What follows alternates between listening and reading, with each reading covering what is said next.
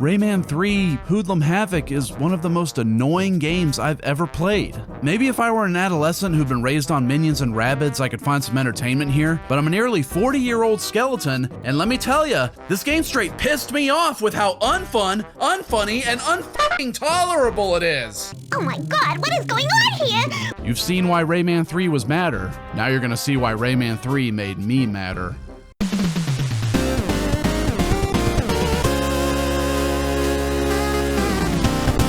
Playing Rayman 3 is like being on an IV drip of pure cortisol, constantly spiking your stress levels every few minutes from the obnoxious soundscape,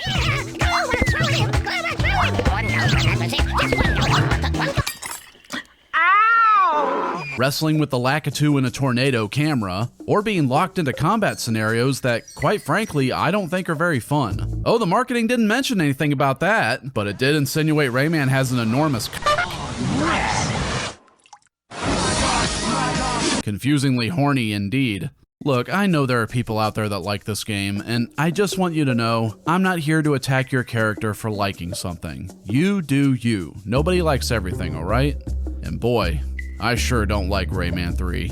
Continuing the trend set by Great Escape, this is another entry that received ports on every relevant console of the era, even one that barely qualified as relevant, the Nokia N-Gage. Yeah, that taco-shaped disappointment. I did some experimenting on which version to play for this video, including the Windows port that I bought from GOG, which, as I suspected, yeah, it didn't work. To my surprise, it was the GameCube port which had an edge over the others, with its great visuals and built-in widescreen setting. How about that? A rare GameCube W over the PS2. Rayman 2 had a pretty typical video game-centric plot. Collect the 4 MacGuffins to stop the bad guy. Now I gotta give credit where it's due, Hoodlum Havoc does have a much more creative premise, involving a long-standing series collectible and some clever wordplay. A black lum named Andre just kinda comes out of nowhere and starts converting red lums into more of his kind. A real nasty little dude. Bug off, Fairy! Zelda needs you! After ravenously ripping the hide from a they use it to craft some new duds, and the hoodlums are born. These lums from the street are packing heat, and it's them we must defeat, while also searching for a way to help Glowbox after he accidentally swallows Andre. Oh, I've been there. That's why you keep your mouth closed when you go riding in the summertime.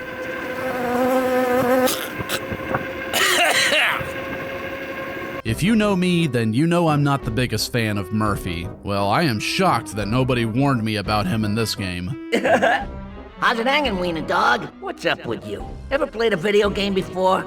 Sounds like someone's been eating paint chips again. So you wouldn't happen to be differently challenged, would you? Did he just call me retarded? He doesn't stick around for very long, but it was long enough to indicate to me a serious problem this game has, and one that made it downright unpleasant for me to play. Like every time I picked up the controller for a session, it was begrudgingly. Rayman 3 almost never shuts up. I don't feel too good. One must never let the Canarans get near you. Capiche? Unidentified flying objects from a galaxy far, far away from next to my power. I have to give Grandpa his sponge bath. Ah, there's that pervert again! A barrel! Help. Video games for me are an intimate audiovisual experience. I want to get immersed in a world to the point where I might even forget that I'm playing a video game. Here, that is impossible for me. I don't see how anybody could, because every few seconds there's some grating, unfunny dialogue that boots me out of the experience. It's bad enough that I'm buck naked. I'm a lover, not a fighter. And that's just the dialogue. Irritating sound effects and enemy voices are another constant issue. Help. This game is like a modern YouTuber, always needing to butt in and shake the screen or jangle keys to keep the viewer's attention because they're afraid of shutting up and letting the visuals and music do the talking. That's one of the things I like so much about Rayman 2. It had its moments with dialogue, but most of the time it's just you, the visuals, and the music. It's a very chill and meditative experience.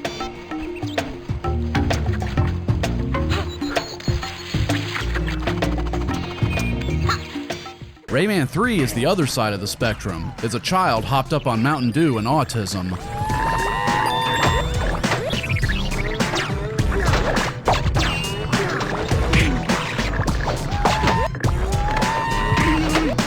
John Leguizamo deserved an Oscar for his Glowbox performance? See, this is why I left Twitter, alright? You might be thinking, well, Skelly, why didn't you just turn the voice volume off? One, that's a crappy solution to something that shouldn't be a problem in the first place, especially considering it also mutes cutscene voices when there's no option for subtitles. And two, I did.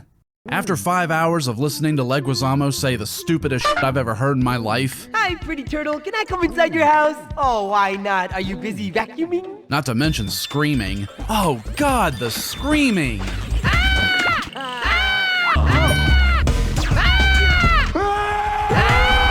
Hell yeah, I muted it. I told myself this game is only like 8 hours long and I've tolerated this shit for half of it. It ain't gonna get any better at this point, so just mute it and try to get a little enjoyment out of the experience. And real talk, all of a sudden I had this magical moment where oh, I felt like I could breathe again.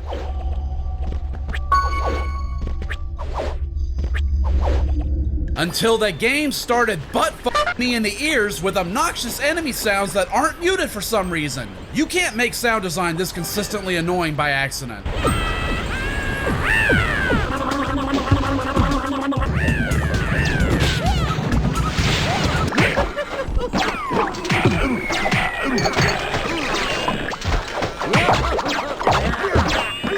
These people should be in prison for assault.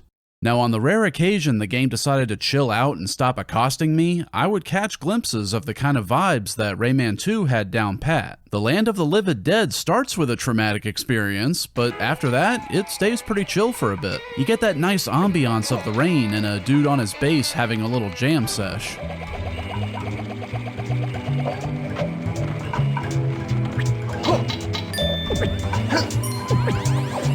Holy smokes. She's big, not too big for me though. And it lasted all of 4 minutes. Genuinely, I had 4 minutes of starting to enjoy myself before being thrown back into the trenches. Like marching through a peaceful European meadow before being ambushed by the Germans. That's what this game is like. Being ambushed by Germans. If you want me, you have to earn me. This should tame you.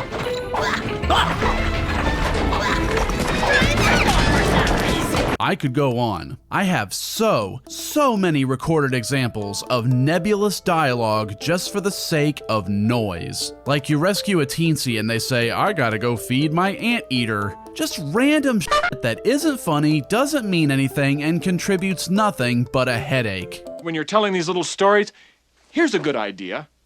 Have a point. It makes it so much more interesting for the listener. The bottom line is that without muting the voice dialogue from the start, and even then it only helps so much, Rayman 3 is annoying. It's not funny, it's not witty, it is a profoundly irritating experience. Get me out of here or I'll start chewing! Get me a drink or I start nibbling his arteries! Glowbox, get me something to drink or I'll suck up your intestine like an oversized piece of spaghetti! I like plum juice too, as long as it's fermented. Now I know people are gonna comment, but Skelly, the music. And yes, there are some really good tracks. I actually listened to a couple of them a bunch last year. The Teensy Highway serves as a transitional zone between levels, where you gotta jump between railways Sonic style. All to this really funky track that slowly ramps up as you progress. Groovy stuff.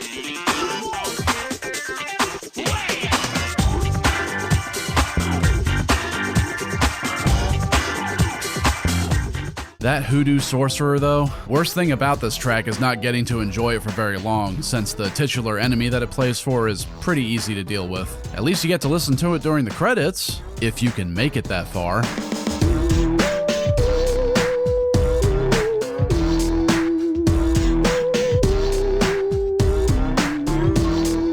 Man, I love this track. Sounds like the swaggest wizard in the land taking his daily walk through the village, and nobody dares say a word lest he casts mend butt cheeks on them.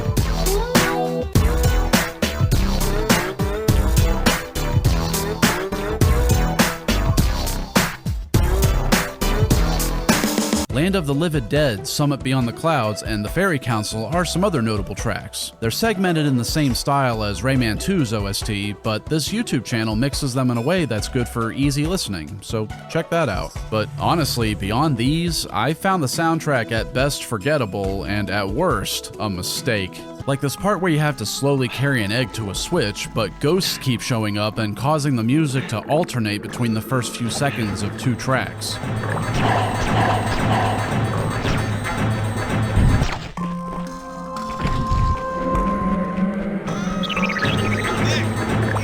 The same thing happens during the, quote, fight with Count Razov. I got real tired of chasing after this guy.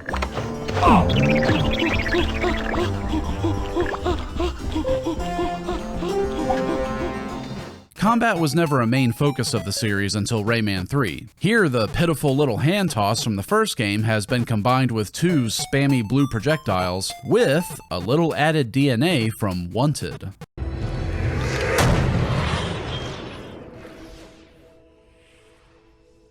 The new combat system was the part I was most excited about. Unfortunately, I just don't find it that engaging. Your basic hoodlums will often block frontal attacks, forcing you to strafe and curve your shots left or right. For a platforming game like this, it sounds great on paper. It forces you to manage your distance and maneuver around terrain so your shots don't get blocked. But I played for 7 hours and I never could get a good feel for the distance, often causing my shots to come up short. And for a lot of enemies where all you have to do is strafe left or right and avoid their attacks while you pepper them with punches, I just feel like I'm going through the motions instead of engaging in intense combat. It feels less like the precision from Wanted and more like, well, spamming your shots in Rayman 2, just with added steps. Sure, the combat in 2 wasn't very in-depth either, but it also wasn't obtrusive to that game's main focus, which was platforming. Here, you're forced to deal with combat all the time, which I think opens it up to a little more scrutiny. Now, I wish I could say scenarios with lots of enemies were more fun, but those bring to light a whole other issue. This lock-on system is awful. This kind of thing is difficult to explain without feeling it for yourself, but a good lock-on should turn your camera toward an enemy and immediately make your controls reflect that change in perspective. Here, your camera doesn't change unless you're 1, close enough to an enemy, and 2, already have the camera facing them.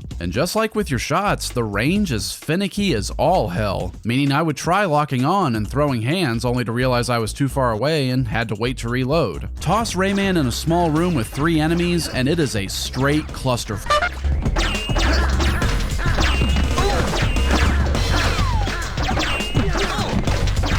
You take so many pot shots because of this system that you're later given an ability that helps recuperate some of that health loss. It's damn near essential since red lums all of a sudden get a lot more scarce at this point. Just trying to control the camera is a chore too. It swings around all the time and actively fights the player. Here, I'm just trying to get a good angle of the skybox, but the camera doesn't want to cooperate. I must have paused at least 100 times to stop and take a breath because the damn camera was spiking my stress levels. It is the worst. I kept wondering, why does this feel so much worse than Rayman 2, the game where the simple act of moving around feels finely tuned and fun? Here, the camera's a mess, movement is stiffer, the soundscape is migraine-inducing, and the combat is unsatisfying. Well, I figured something was up once I saw these distinctly un-French-looking programmer names in the credits. It turns out the dream team behind 2 was busy working on Beyond Good and Evil at the time, leaving 3 to be developed by one of Ubisoft's side teams. And it shows.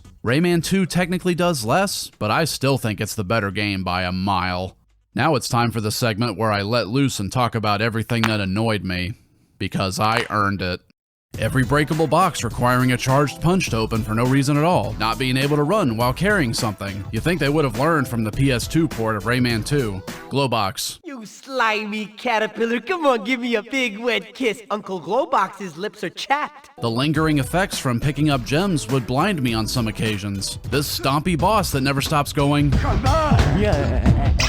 Trying to hit this guy with guided rockets takes forever since, surprise, it's kinda difficult to hit a flailing target. I wish I could say that getting to strap into his torture device afterward and getting to stomp some dudes was cathartic, but it's not. Boss fights taking twice as long to finish than they should. Glowbox. Nee, nee, nee. The entire scoring system and score pickups being absolutely pointless if you don't care about bonus levels. These awful shoe driving segments that come out of nowhere, forcing you to chase down your other shoe before you can progress. These are game length padding at best. The game makes such a big deal about these Canarans being the worst thing ever and how you should never get near them. Okay, listen closely, Big Nose. And who you calling Big Nose? Big Nose? Do not let the Canaran get near you. You understand? Never! If they get their claws on you, you're dead. But damage is so inconsequential at this point that there's nothing stopping you from brute forcing your way past half of them. Poorly designed, but for a guy who just wants to get this over with, worked out pretty good for me. Speaking of the desert, why are the caged teensies' cries for help suddenly so irritating? Help! Help! And every time you save one, it sounds like a clown appearing in your room, honking a horn in your face and doing a little dance before disappearing again. I have to go tickle my hamster. Help! When I say this game constantly takes me out of the experience, this is what I'm talking about. Glowbox. Check out those birds. Boy, do they look stupid. This pain in the ass trial and error section where you're carrying an egg over falling platforms. What a waste of time this was. This fight with the Canaran boss feeling completely pointless since red lums keep respawning on the walls, resulting in, again, inconsequential damage. You'd have to really try to lose this fight. And yes, it does take forever. Glowbox. Hey, Rayman. The goose-stepping German doctor. Don't be stupid, be a smarty. Come and join the Nazi party. The Ice World has a nice theme, but the bells are so shrill they actually hurt my ears.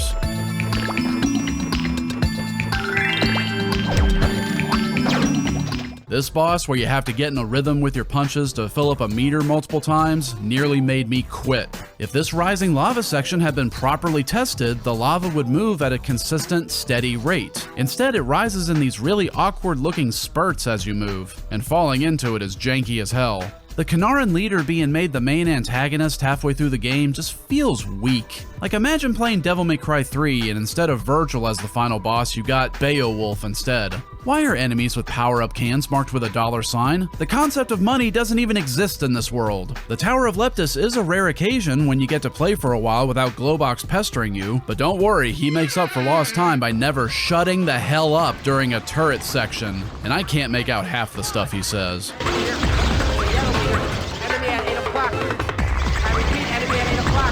The final boss having 4 phases, with the last being mind-numbingly tedious. You better pray to God you don't get a game over here, because it's all the way back to the start if you do. And if this whole experience hasn't struck you as being in hell already, Andre comes right back in the final cutscene, presumably to start this whole process all over again, because that's what hell is all about. Robbie. Repetition. Oh, and one last little thing. This was the game that, for better or worse, started the trend of risque themes being injected into the Rayman formula, which, according to the comments on my Origins vid, is entirely the fault of France. Ah, you little pimpin' Tom, you should be ashamed! I'm sorry. Hey, I like that outfit on you. When does it come off? I can hold you in my arms. Stay away! Oh, give me. I was told that after Rayman 2, I'd be cast as a tormented artist who falls for a girl with great big eyes. Sure, I joked that Glowbox was a sexual tyrannosaur in the previous game. What is he, a Mormon? But it's never outright stated that he's a horn dog, until now.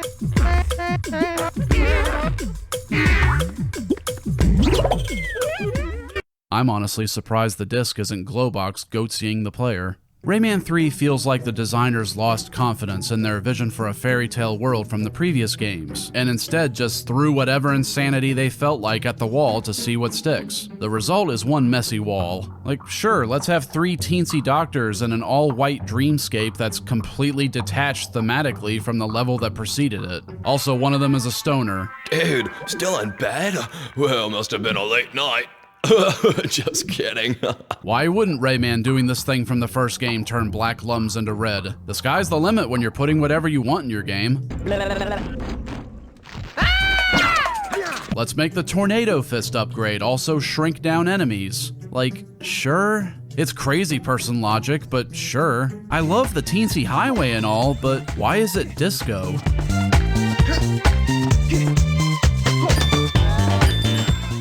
Why wouldn't Rayman randomly get shrunk down and have to drive one of his shoes around while he chases the other one? Why wouldn't Murphy make a Spider-Man 2 reference?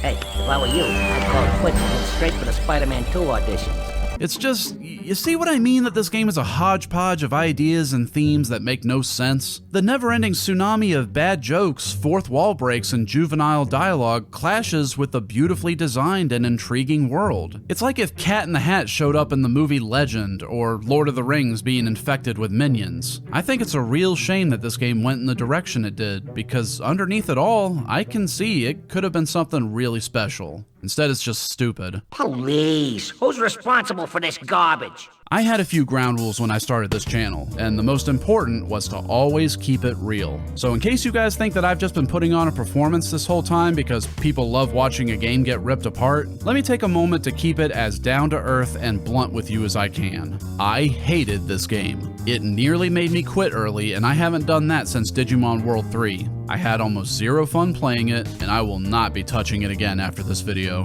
But at the very least, it did give me a couple tracks that I'll be listening to for the rest of my life. And as I expressed in my Art to Nellico vid, that has a lot of value for me.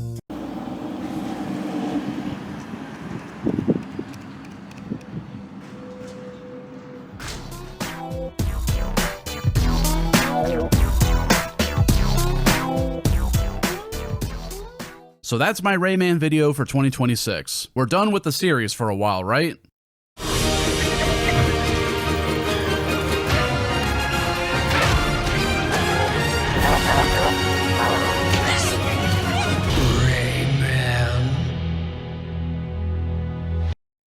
Aw, shit. Here we go again. Please leave a like if you like my style, and I'll see you next time.